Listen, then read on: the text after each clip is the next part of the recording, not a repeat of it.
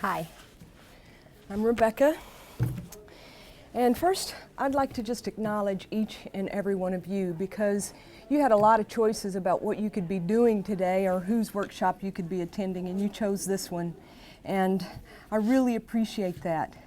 And because of that, it is my hope and my intent is that each and every one of you leave with something empowering, something that you didn't have before you came into this room today. That is my hope for each and every one of you. As I share my heart with you and share what I've learned about leadership and effective leadership and change. It was Isaac Newton that once said, "If I have seen further, it's because I have stood on the shoulders of giants." And that's what Martin Luther King was for us. He was a giant. He achieved incredible things, and we are the beneficiaries of all that he was able to accomplish with his life and his ideals and his vision and his goals. And we all are better for it, and we all have a better life for it. And you know, 2 years ago in 2012 for Freedom School that year, Dr. Crystal Lucky, a professor here at Villanova, she gave the keynote that year. And during the Q&A portion of her keynote, a young boy, African-American boy, probably about, if I had to guess, somewhere around 12, maybe 14 years old at the most, he asked Dr. Lucky, he said, and this is my paraphrase of his question, but he said, "What can I do now to pick up with where Dr. King left off? What can I do to begin now to carry his vision forward and make a big difference, make more changes, help make this world an even better place," picking up where he left off. And Dr. Lucky had all of about, 2 or 3 seconds to think about what her answer was going to be. And she gave a marvelous answer. It was a very, very incredible answer to that question. But the entire time, I'm sitting there and I'm thinking, there's something else that I want to hear in answer to this question. To me, I felt like something still needed to be said. Something was missing. And I didn't let go of that question in my mind. I held on to it, and I thought about that just about every single day. If I had to answer that question, what would I say to him? In addition to everything else that she said, what was it that I felt in my heart needed to be said? And it took me about a year to figure it all out and to realize that he was the one of the most effective leaders on this planet to implement or change in the way we were doing things as a country, not just as individuals. And he came up against a lot. Because he was dealing with a segregated South that I grew up in. I grew up in the midst of all of this. I was, in Arkansas, so I was in deep South, Fort Smith, Arkansas. And so I began to think, and I've studied the topic of leadership and the qualities of leadership. For about 7.5 years I started this quest as far as leadership is concerned. And when I realized that this is where I felt the answer also needed to go, I started to look at Dr. King's life, to look at all the qualities of leadership that he carried with him as he went about his day and went about his vision and went about his goals.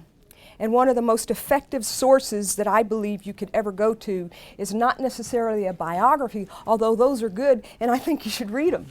But if you want the real truth, if you want to know what was in this man's heart, then you need to go to his words and his words alone. And you can do that with this book right here, A Testament of Hope. This is all of his writings, or the majority of them, all the influential ones. His sermons are in here, all the interviews that he did before he was assassinated, the books that he wrote, it's all in this one volume right here. A lot of pages, small print, but let me tell you, if you want to learn who he was and want to learn from this man what he felt, what he thought, what his vision was, how he achieved it, this is the book to go to. And so everything I'm going to tell you today came from reading this book. And I've read it, I don't know, a couple of times. It's a big one to try to get through, but and some parts of it 3 and 4 and 5 times. So this is an excellent source, and that's where everything came from. As a matter of fact, you know, if by the end of the talk, if you want a copy of my notes, I didn't turn it into an outline. I left it as notes on purpose so that if you want this, you can send me an email. You can come up and get a card from me, and I'll give you this. And I actually put the page numbers in here, so you can, if you get this book, you can reference page numbers to my notes if you want to see where I was going with this, all right?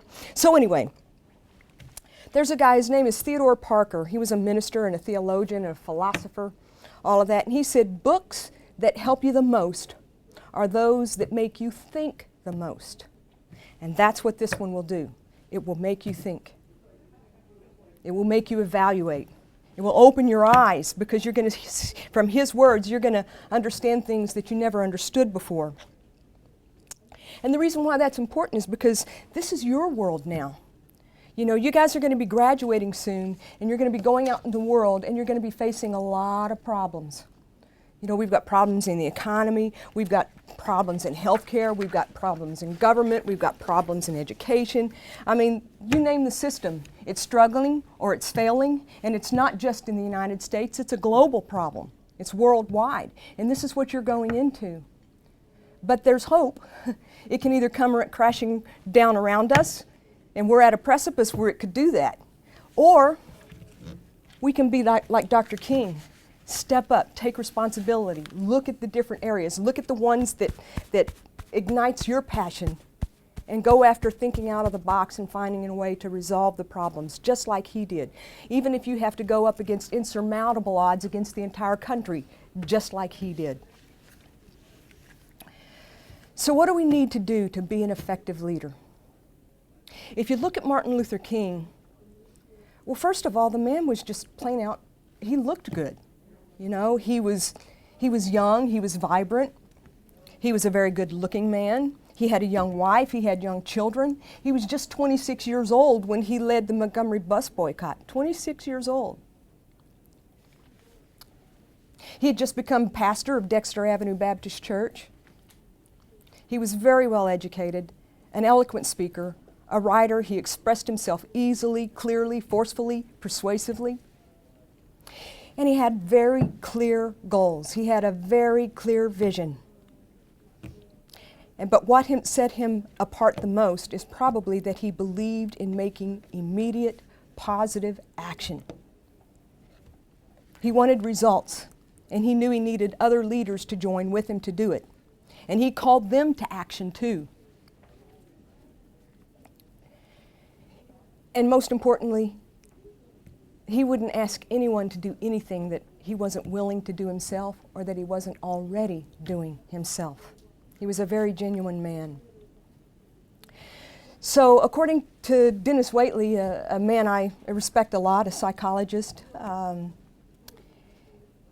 he actually helps the Olympics teams when they go off and try for their gold medals and stuff like that. And he said, there are two primary choices in life. You can accept conditions as they exist, or you can accept the responsibility for changing them. And that's exactly what Martin Luther King did. He came to a point where he said, I'm going to step up.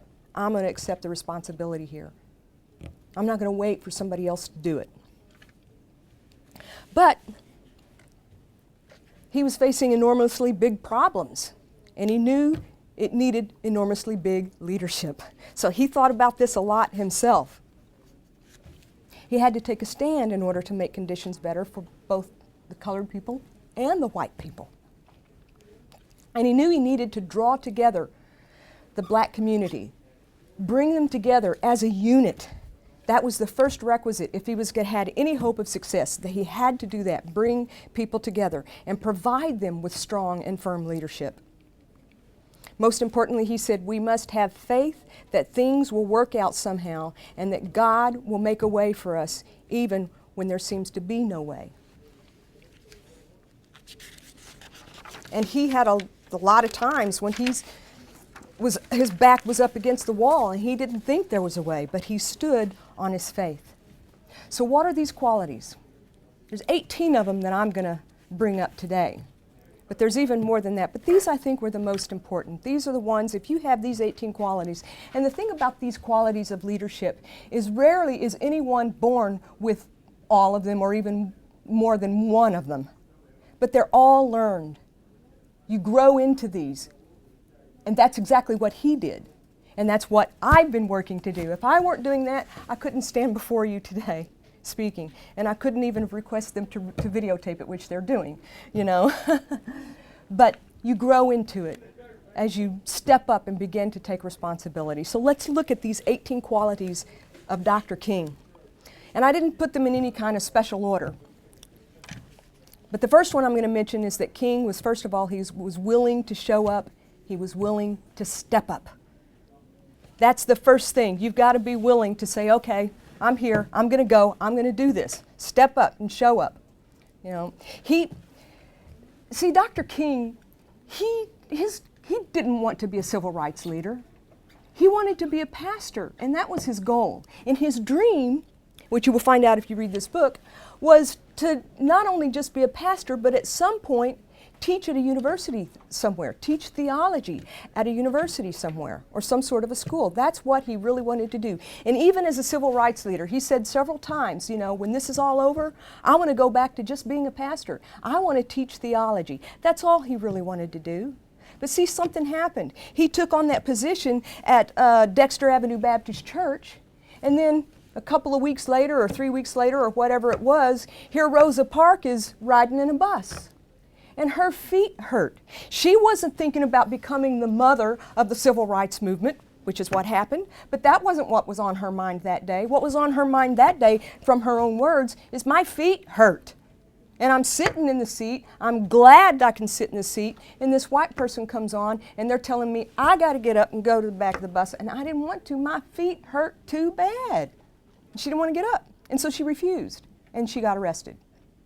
And that's how it all started, because she was not willing to give up her seat. She wanted to rest her feet. And so what happened was this organization, the Montgomery Improvement Association, they started putting together the bus boycott. And they were going to do it for one day. That was their goal. In the meantime,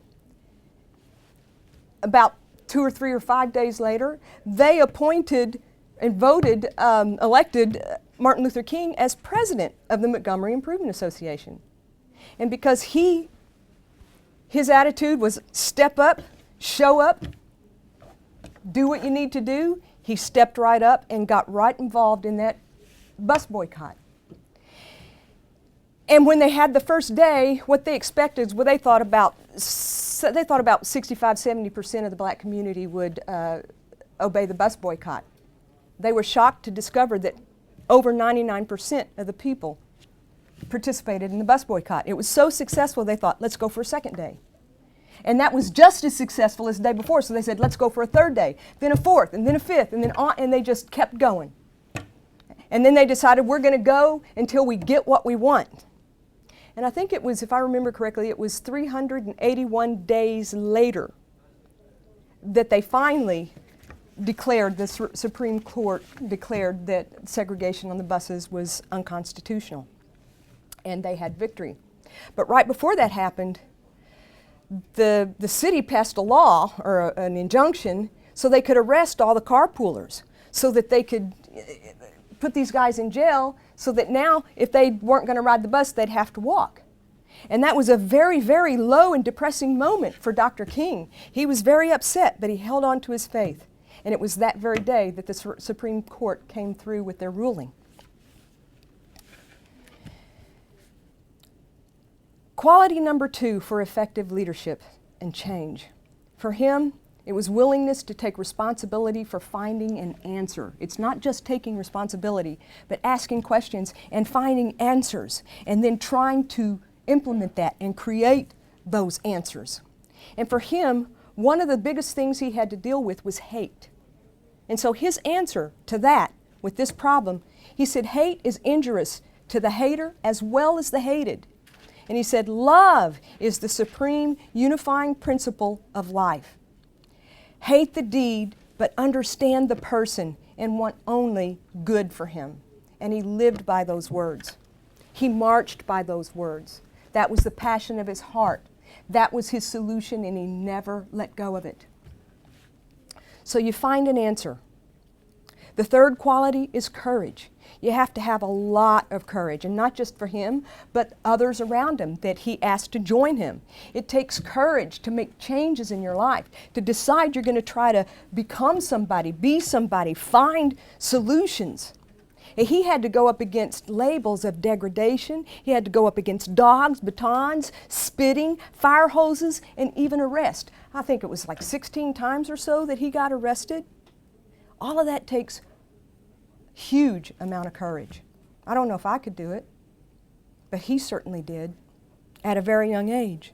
The fourth quality is to be willing to learn from your mistakes, and not only be willing to learn from your mistakes, but be able to have no fear of failure, to go ahead and make those mistakes, learn, and then fix things. And he cited an incident in Georgia, in Albany, Georgia in 1962, when they did one of their first marches, protests, but they protested against segregation in general.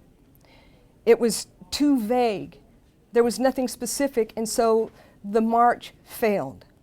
And the result was it left a lot of people very, very depressed, people that were in the march and stuff. They were depressed, and they felt a great deal of despair because they lost.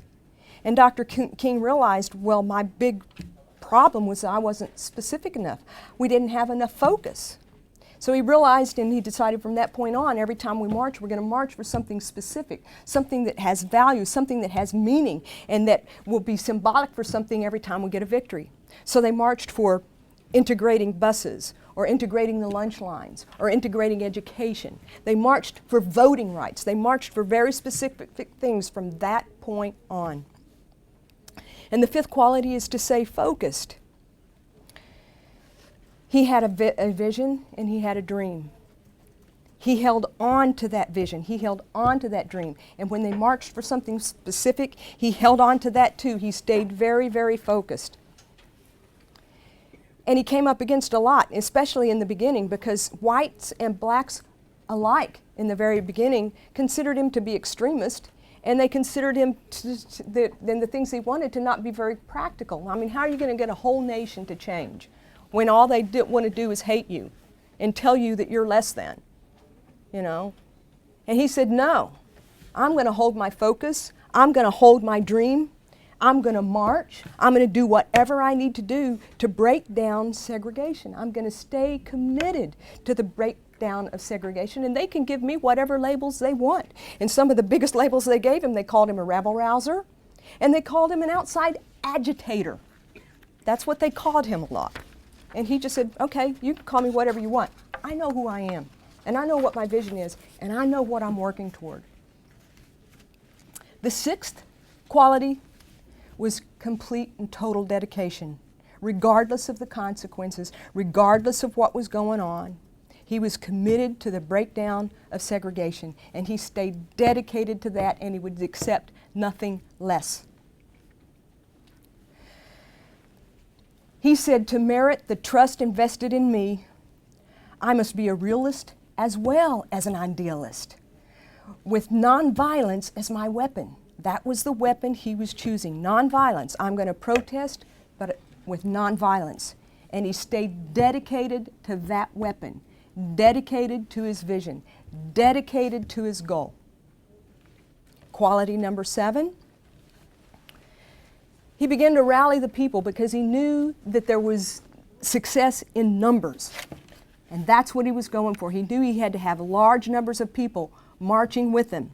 But he couldn't just get the people to come and march. He had to train them because he wanted people that were going to grab his vision and march with it, and that was nonviolence. So he had to train them, he had to teach them, he had to help them to, first of all, to step out of the dull monotony of the sameness of their lives and to try something completely outside of their box against the threat of dogs and spit and arrest and batons and everything else and fire hoses, and do it nonviolently and not striking back if somebody struck them. He had to move himself and everyone from stagnant passivity to and a deadly complacency into a determined, strong manner for non-resistance. It had to move them out of non-resistance because nobody was resisting up to that point, move them out of non-resistance into non-violent resistance.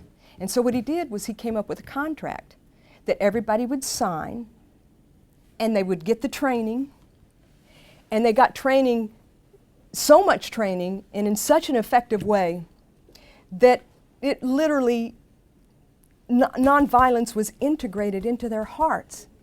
It was into their beings. It became a part of who they were, and it was already a part of who he was. There's this one guy, his name is Willie Bolden. See, Dr. King, when he was going to go speak somewhere, he would get there early in the day so he could go out in the town and go to the places where the people frequented, so he could meet people and talk to them, get to know them, know their name, and then invite them to come and hear him speak that night. And there was this one guy, his name was Willie Bolden. He was a pool player. He made his living by playing pool. And here comes Martin Luther King walking into this pool hall. And he goes up to Willie and introduces himself, and they talk. And the first thing Willie told him, he says, "Look, I'm a Marine. If you're going to ask me to go marching with you, I got to tell you right now, if somebody spits at me, they're going to be lucky if they have lips left when I'm done punching them. I'm a Marine. I'm not going to put up with that," you know. Martin Luther King didn't say anything. He said that, that's fine. Just come hear me talk tonight. Well, Willie did. He went and heard him talk. And then after Martin Luther King spoke, Willie said, "I was just amazed at this man because he had the entire place. The place was packed. It was standing room only. And yet this man had such an influence over these people that just with a gesture, he could get them to stand. And with a gesture, he could get them to sit down. And he was doing it all night long. They were standing and sitting at his will. That's how much influence he had when he spoke. He spoke with such authority. So anyway, Willie heard him speak, and it really touched his heart in a powerful way. So afterwards, he goes up, and he shakes Martin Luther King's hand, and he says, "Thank you. That was really great tonight." And Martin Luther King said, "Willie, I'm glad you came." And Willie was shocked because he met a lot of people that day, and yet he remembered Willie's name. And then a week later, Willie gets a call. And he says, I think Martin Luther King was in Atlanta at that particular time. He said, but he calls Willie and he says, "I want you to come to Atlanta. I want to talk to you." Willie didn't know what he wanted to talk about, but Martin Luther King said, "Come and see me." So he went. He went to Atlanta. He goes and sees Dr. King. He's sweating, he's nervous, because here this man's calling him. He gets there, and they talk for a while. And then all of a sudden, Dr. King pulls out the Bible, and he pulls out a book written by Gandhi. And he says to Willie, and I'm going to quote him here, he says, "Willie, we're going to take these two books, and we're going to turn this country from upside down to right side up. And I want you to be a part of that movement with me." Willie, and the whole time Martin Luther King was talking to him, he was looking at him right in the eyes. Willie said in that very moment, he said he could feel the fighter in him, the Marine in him, just leave. He became that nonviolent person that Martin Luther King, in that one instant, he could just feel it leave his body. And he said, "Dr. King, I'll join you."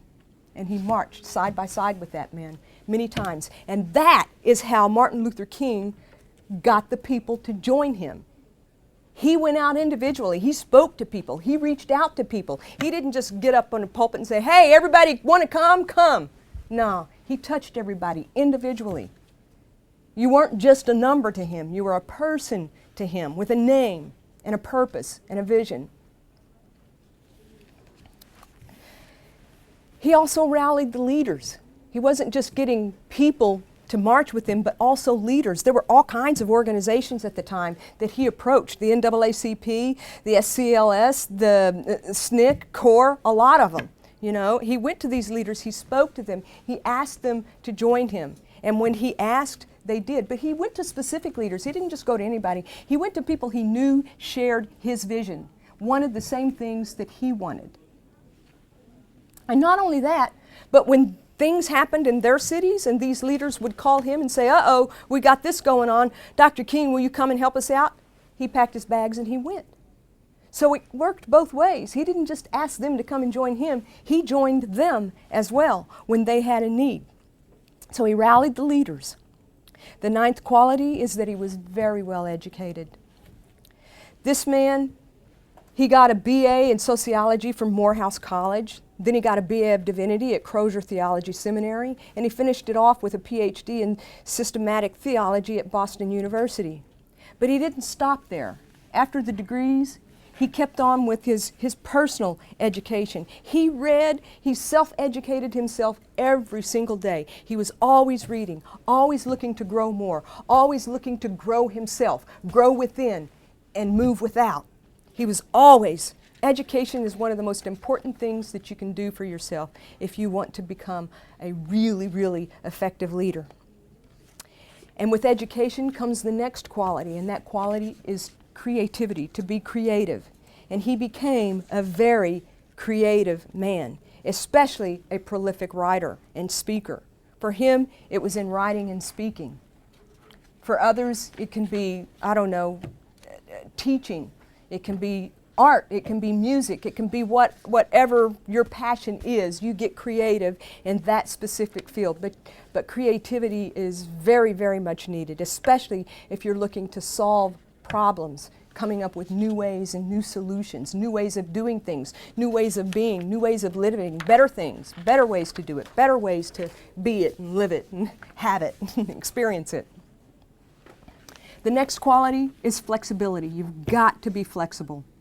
In his particular case, you know, and in everybody's case, you never know what's going to happen. Circumstances will come up to the left and come up to the right, and you've got to be able to respond to that and be able to remap your strategy when you need to. And he had to do that a lot because remember, he's coming up against dogs and everything else, you know, people that don't want him to continue to speak out about ending segregation, ending the hatred between the two sides. So flexibility is very necessary. And the next quality is patience. You have to have a lot of patience. In his particular case, he was going up against poverty and deprivation and degradation, and he knew that those things were not going to go away overnight.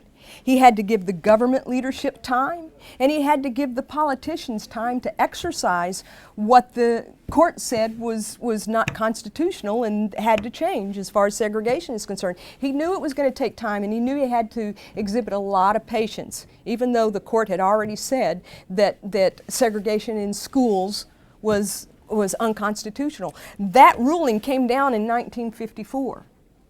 In 1964, in Fort Smith, Arkansas, where I was growing up, the schools were still segregated 10 years later. That summer, my parents read in the paper that they were closing the black school and that all those kids were going to come into our grade schools, our junior highs, and our high schools. Scared me to death. But now you have to remember, I'm just a little kid. I was going out of the 4th grade and into the 5th grade when this happened. And so I was scared. I didn't know what to think of that. I had seen black people before, but only from a distance.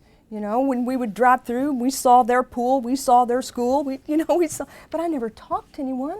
There was never any close association because the Jim Crow laws had been in effect. You know, we were kept separated, you know, and I didn't know any better. I'm just a little kid, going into the 5th grade. So I spent my summer praying, oh, don't let them come into my class. I was afraid. That was fear. It was just fear. It was not prejudice or anything else. For me, it was just out and out fear of the unknown.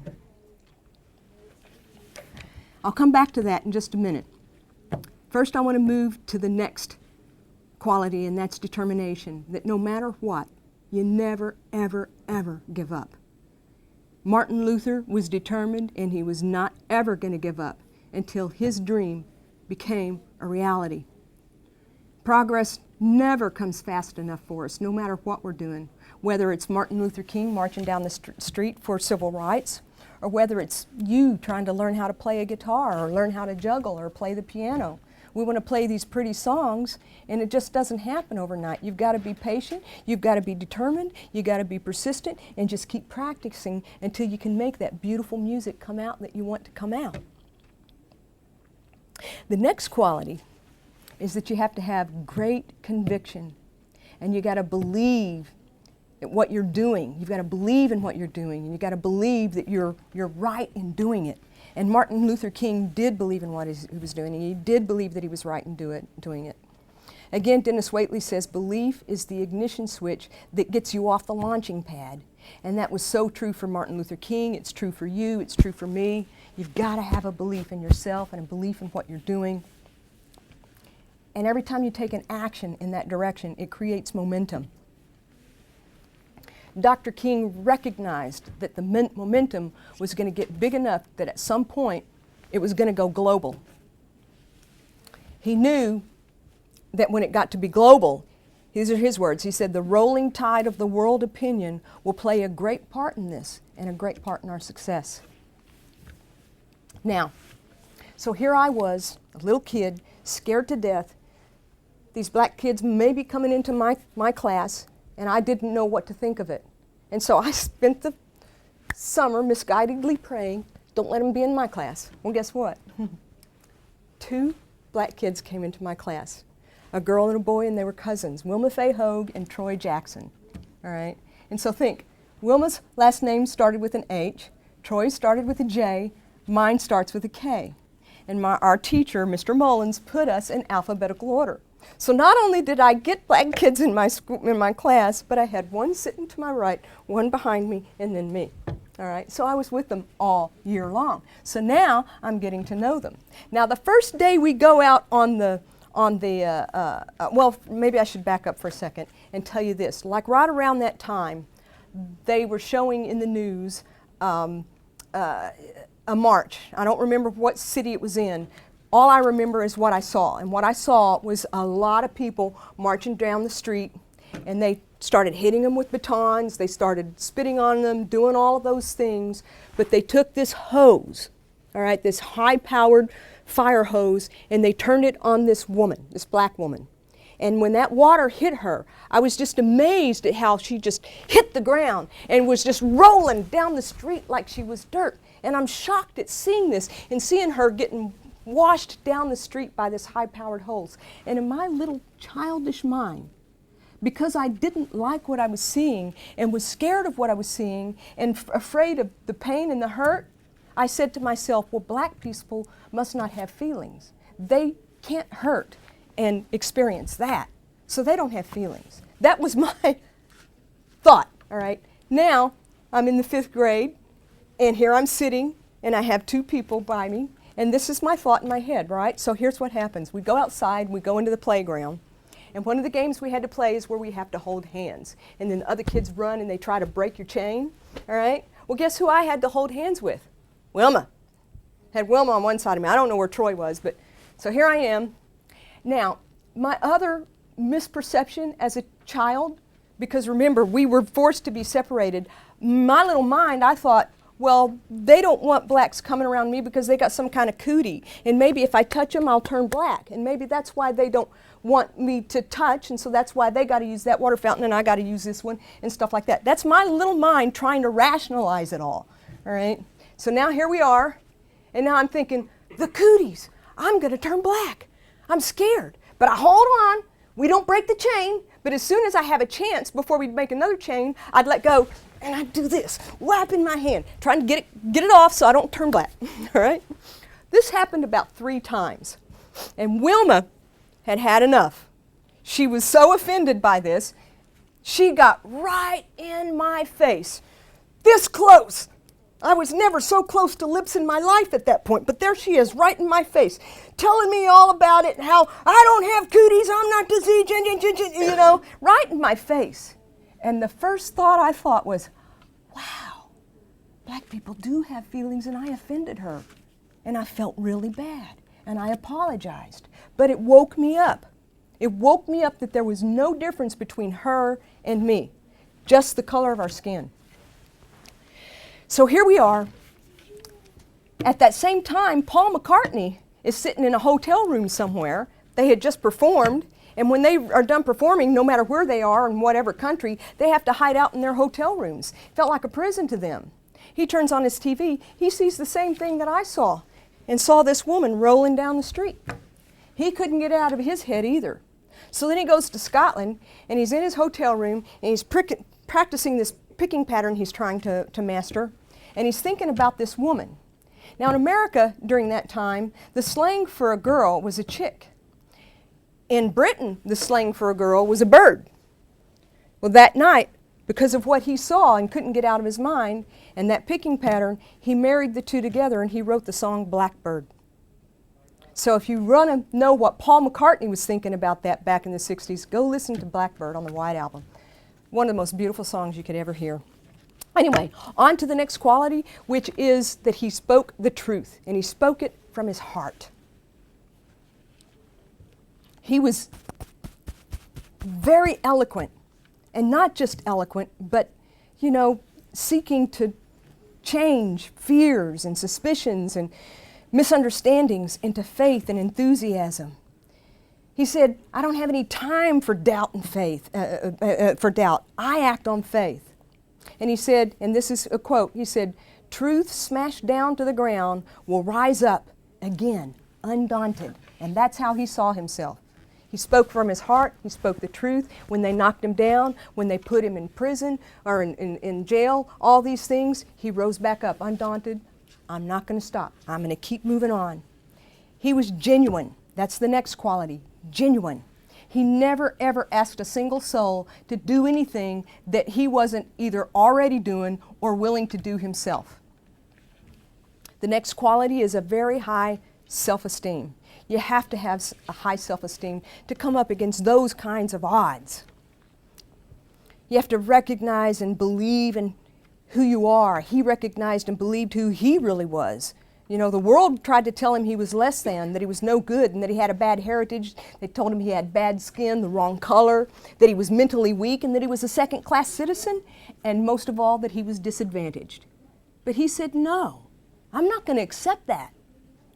He said, no, I have a rich heritage. I have the mental capability to be strong and to learn. I'm filled with God and good, and black is beautiful. I can stand proud, and I can stand with a straight back. That's his words. He said, believe in spite of the circumstances, in spite of the faults, in spite of the weaknesses. He believed as a man. And he struggled with a lot of things. I don't know if you know this, but he struggled with depression a lot, all of his life. He even tried to kill himself a couple of times when he was a teenager. Thank God he didn't succeed. But he struggled with depression. And he struggled with this onslaught, this constant onslaught of bomb threats and all to his safety and to his family's safety and stuff like that. And when he was assassinated, the man was only 39 years old. But they did an autopsy on him. And they discovered when they opened him up that he had the heart of a 60-year-old man, even though he was 39 years old. He didn't let the pressure stop him. The heart was reflecting that, but he didn't let the pressure stop him. He held on to his high self-esteem. He held on to his ideals. He held on to his goals, and we all have to have those if we're going to really achieve the desires of our heart. We've got to believe in ourselves. The 18th and final quality that I want to mention is that he had dignity.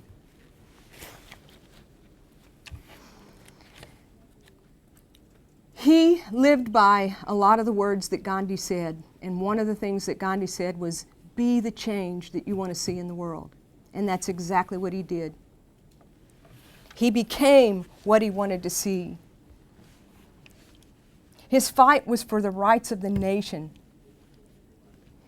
He personified racial justice within him. It wasn't just a philosophy to him, but it was a truth, and he saw himself as a man of social action. He lived it. He breathed it. He was confident and calm and quiet in it and believed in his future, a future and a philosophy of love, a love for the oppressor, it was a genuine aspect of his being.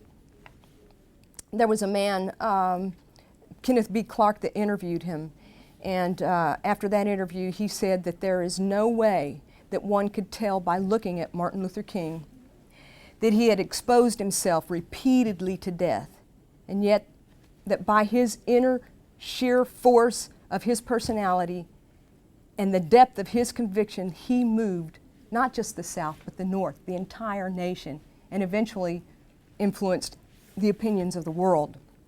He was the embodiment of that dignity which is essential for every man. That's what Kenneth B. Clark said about him, that he was the embodiment of that dignity which is essential for all of us. He brought people together as individuals. He built networks. He worked to pull down hatred and injustice and wrong actions. He dreamed of a day where we would see each other on equal footing. Dr. King came to us at this from a position of humanity.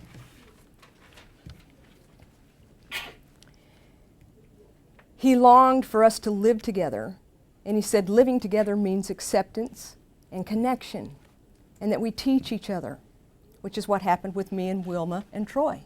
We taught each other. It's scary at first. It was scary out on the playground with them, but it worked. We learned so much. We became very good friends.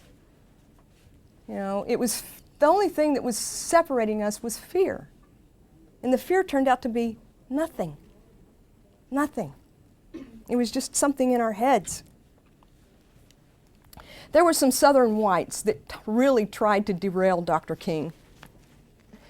They got some Southern anthropologists to do some quote-unquote research, and this research supposedly said that white racial superiority and Negro inferiority were a biological fact, and that's what they were trying to push off on everybody.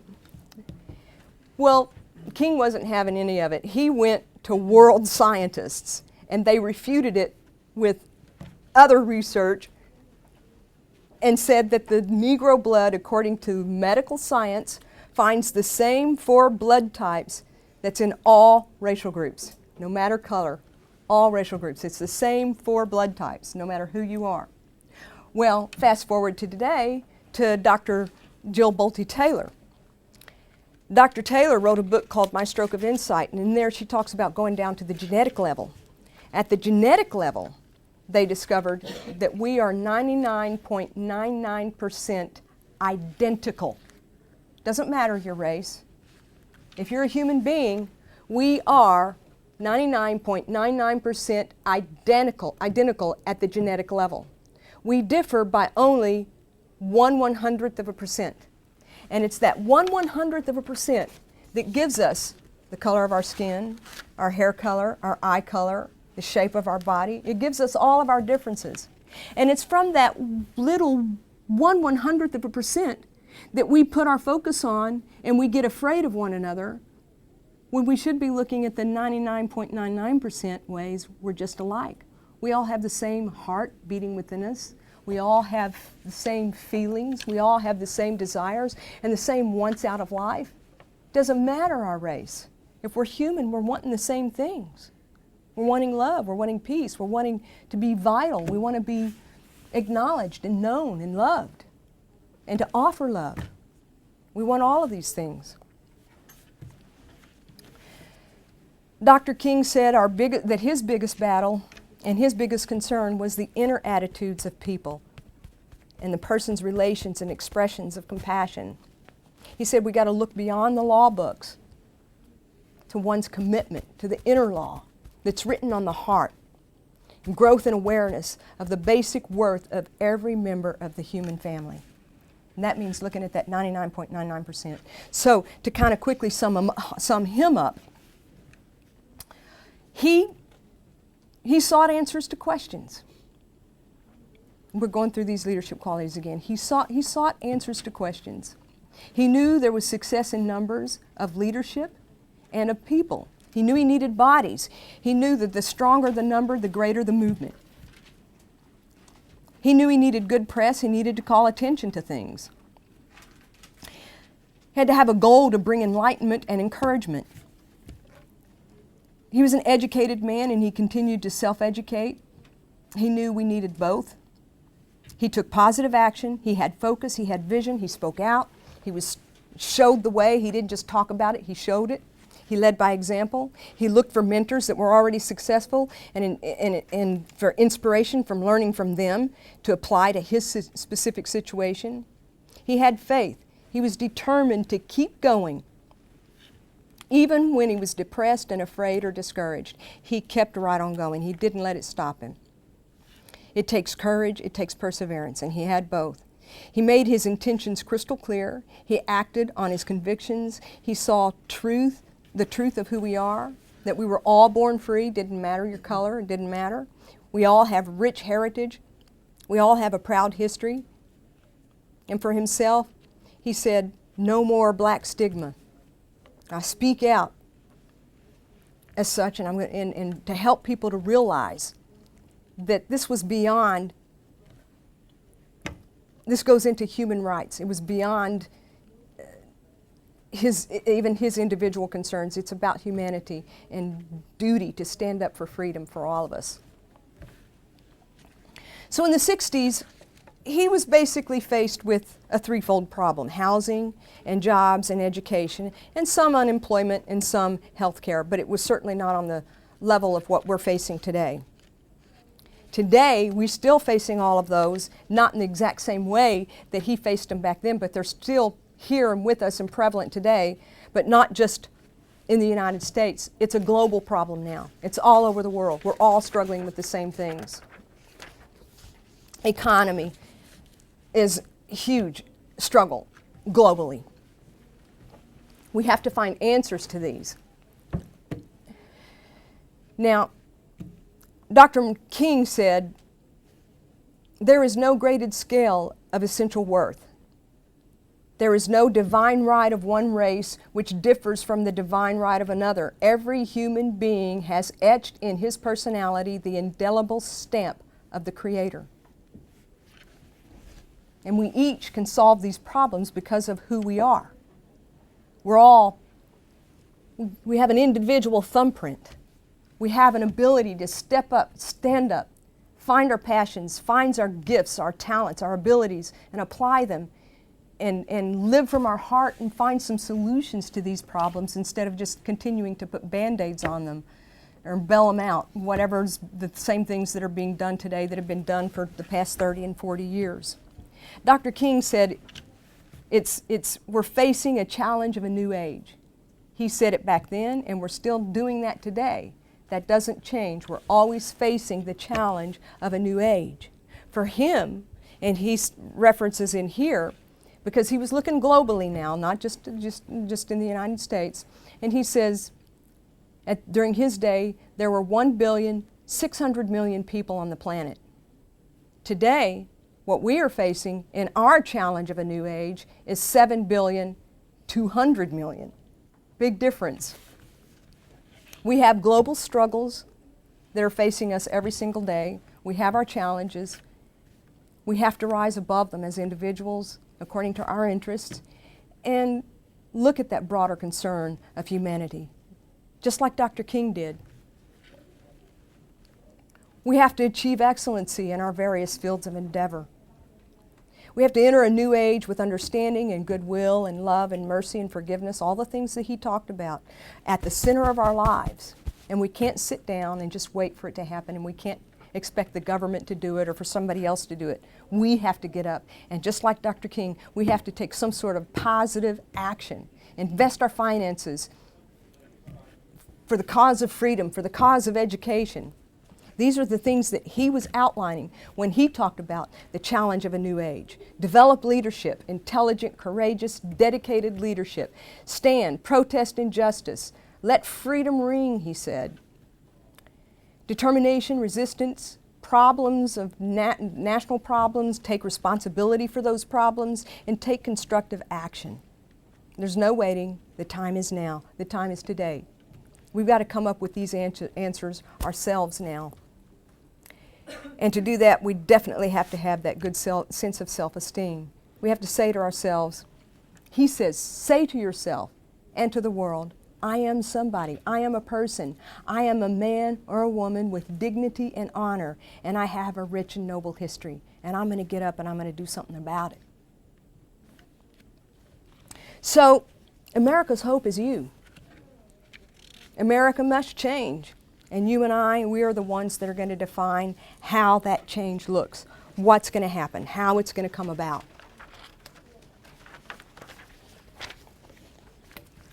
Dr. King said, in order to do this and to be successful, the first thing we have to do is face our fears, whatever that fear is. And the only way to find out what that fear is to question it. Look it in the face and, and ask ourselves, why am I afraid? What is this really? Because with our imaginations, we can do either of two things. We can scare ourselves to death, or we can inspire ourselves to life. And it's our choice. We have control over our own thoughts. And so he's saying, question it. Question what you're afraid of. See, courage faces and masters fear. So if you have a lack of self-confidence and feelings of insecurity or inferiority, they're all rooted in fear. So look at those, find out what the fear is, and get rid of it. That's how he got rid of his, and that's how he became a man of great self-confidence, facing those fears. And third, he said, hatred and bitterness can never cure the disease of fear. Only love can do that. Now I'm quoting him here. He says, hatred paralyzes, love releases it. Hatred confuses life, love harmonizes it. Hatred darkens life, love illuminates it. Fear is mastered through faith. Faith instills us with the inner equilibrium needed to face strains, burdens, and fears that inevitably come, and assures us that the universe is a trustworthy place and that God really is concerned for us and concerned for our lives. He said, there was a 60s saying, that fear knocks on the door, faith answers, and nobody was there. And that's what he lived by. He told himself that all the time. And you see, we have a choice. See, he said that we, and you can read it in the Bible, that we're all created in God's image. But what does that really mean, to be created in God's image? I thought about that for 35 and a half years, trying to figure out what God really meant by that. Because God is not a physical thing.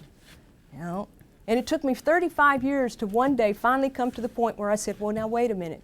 God is the creator. And if I'm created in God's image, then I'm like a co-creator. I create too. And then I realized, wow, every day we create our lives. We make choices every day, and we create our lives by the choices that we make. We're co-creators. There's not a day you don't get up that you don't have a choice in this. You're either creating your life by design or you're creating it by default.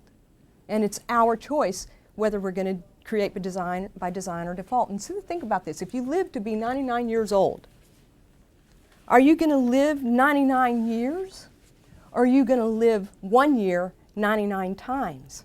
A lot of people do that, and they go to their grave having lived 1 year over and over and over again 99 times. I don't know about you, but I don't want to do that anymore. I'd lived the first half of my life doing that. I'm not doing that the second half of my life. I'm creating by design now. I'm making decisions and I'm changing my life. Rabbi Heschel, he walked side by side with Dr. King. He marched with Dr. King. And Rabbi Heschel said many times, at every moment, there's always something sacred at stake. Something sacred at stake with the decisions that we're making. We can change anything in our lives that we want to by paying attention to the decisions that we make. That comes down to responsible leadership for yourself, for the people that you're around. We're getting down to the end. I'm going to skip all the rest of this and come back down to the end where I'm going to ask you. He asked in 1967, at his last presidential address for the Southern Christian Leadership Conference, he asked those people, he said, where do we go from here? And then he wrote a book by that same title, Where Do We Go From Here? And now fast forwarding to us and what we're facing today, where are we going to go from here? So I want to ask you some questions to consider. And you might want to write these down because I think these questions can really change your life in a very profound way. The first question to ask yourself is, what do you really want in your life? What's your dream and what's your vision? Take some time and think about that. What do you want in your life? What do I really, really want? What's my dream? What's my vision? When you get an answer to that, then ask this second question. To see your vision come to fruition in whatever areas that you need to do, in whatever area, let me start all over. To see your vision come to fruition, in what areas do you need to gain knowledge and expertise? So you have a vision that you want to come to fruition. What do you need to do to make it happen? What expertise?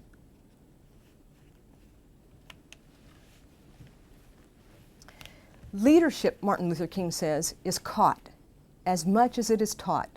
Among the people you know, who models a life of leadership that you find attractive and inspiring? How can you learn from him or her? In other words, we need mentors to teach us, to stretch us, to help us to grow. So find a mentor that's doing your vision or something similar to it, your dream, and ask them for help. Ask them to teach you. Fourth, you've got to understand what your core values are, what you want out of your life. Do you integrate them into your daily life, or do you merely affirm them intellectually? Figure out what your core values are. I want to be creative. Okay, if you want to be creative, and then are you just affirming that intellectually, or are you doing something to become more creative? You know, so find out what means the most to you. What are the things that you value the most, that you want to hold and implement in your life? And then ask yourself, this is an important question. This, for Dr. King, was one of the most important questions. He asked this all the time. He said, what are you doing for others? Because it's not just about us. It's about helping and serving. What are you doing for others? You have gifts and talents and abilities that no one else has. And you can create in ways that nobody else can. And you have passions and desires. And there are problems in this world that really only you can solve, that are around you, and maybe even globally. We don't know. You're still in school. You're still learning. You're still figuring out who you are. But let me ask you this question. Right now, just around you right now, but eventually in your job, and eventually however far you go out, ask yourself this question. This is a very interesting question. I love this question. What is my life the answer to? Because you are the answer to something every single day of your life, and so am I. Is my life the answer to? If you get the answer to that question, then act on it. Dr. King says, get positive action going on. After that, the next question you want to ask is the same one that he asked. Where do we go from here? What is my life the answer to? And where do I go from here? What I do about it. Remember, we talked about commitment being one of the biggest things, one of the biggest qualities to effective leaders of change. It's one of the biggest. But let me tell you something about commitment. Goethe said, at the moment of commitment, the entire universe conspires to assist you. When you commit to something, the answers will start coming out of the woodwork. It's amazing how that happens. You commit to something, and all of a sudden, the person that knows how to do it and you don't know how to do it just shows up one day. You meet them in a line somewhere, you know, as you're waiting for dinner or whatever. When you make a commitment to something, all kinds of incredible things begin to happen to help you in that endeavor. So don't be afraid to commit. Don't be afraid to follow your heart. Don't be afraid to get out there and be the answer because you are the answer. Your life is the answer every single day to something. You have passionate hearts, you have love, you have wisdom, you have life, you're young, you're vibrant, you're vital, just like Dr. King was back in his day. And you can do things as great as Dr. King and greater. We're standing on his shoulders. Who's going to stand on yours? What legacy are you going to pass down? You all have one. All you have to do is just stand up and commit to it. Each and every single one of you. You're special, you're gifted, and you're here. And you're champions, every single one of you. You were born champions. I don't know if you realize this, but, you know, I usually tell a story. I don't think I have enough time. Do I have enough time for 5 more minutes? Okay, all right. I'm going to tell you a story. It's going to sound like a bizarre story at first, but just hang with me, all right? Just hang with me in spite of how bizarre it was, and at the end of the story, you will be glad you heard the story, all right? Imagine yourself back in Martin Luther King's day. The population of the United States, if I remember correctly, was, what was it? I think it was 800 million at the time. I think that's what it was, 800 million. But imagine that everybody's in one spot, all right? And we've all got to run a race. It's a marathon, not just any race, but a marathon. And you really, really, really want to win this race because the stakes are very, very high. Because only one person can win, and the person that wins gets to live. Everybody else dies, all right? That's what I meant about bizarre, okay? But hang with me for a second. So you want to win this race. You want to win this marathon, 26.7 miles, all right? And you're thinking, all right, I'll just go as fast as I can. I'll make sure I get out in front. And all of a sudden the gun goes off and you weren't ready, but whoa, it's off, so you start running, and you run as fast as you can. You manage to get out there in front, and now all you got to do is stay out in front. And you're looking behind you, and you see everybody back there, and you realize they're running just as fast as they can too. I got to keep this up, you know. And you're thinking, surely they're going to start slowing down any minute now, but they never slow down, so you can't slow down. So you keep going 5, 10 miles. You get into mile 15, everything hurts. Your hips hurt, your feet hurt, even your elbows hurt. You know, everything's aching, and all you want to do is quit, but you've got 10 more miles to go, 11 more miles to go. And you can't let up because they're not letting up, but there's less people back there now. And you get to mile 20 and mile 22, mile 23, everything's hurting now, it hurts to breathe. You can't get your air, but you keep going because you want to live, because you got to win this race. You want to live. So you get to that point where you're about 100 yards out, and you see the finish line, and you still manage to remain out in front, and you get excited. I can win this, and you want to speed up, but your legs won't go any faster.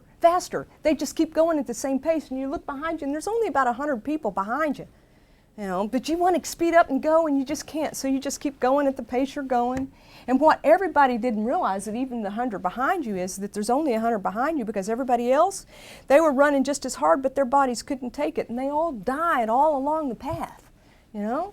And then all of a sudden, here you are, you're running toward that tape, you finally get there, you break the tape, you win, and you think, I get to live, I won. Now the thing about this race is, it's real. Not only is it real, but it already happened. You see, about 100 million sperm went racing toward one single egg. They all went racing against insurmountable odds, uphill all the way, but only one sperm made it to that egg. And then nine months later, you were born. Each and every single one of us, we come into this world as champions. There's nothing that you can't do, nothing that you can't achieve, especially when you have those qualities of leadership and you continue your education even long after you've left Villanova, growing and learning and stretching yourself and asking yourself questions, seeking answers. What is my life the answer to today, right now? What is my life the answer to tomorrow? How can I serve? How can I help? What can I give you? You can be as great and greater than Martin Luther King was. Just go out there, follow your heart, make the commitments. And I wish you all the best. And I'm here for you. You guys, you come and get my card. You need anything, you want anything, you call me. You want my notes, send me an email. I'll give them to you. Get this book, read it, be inspired, learn, grow.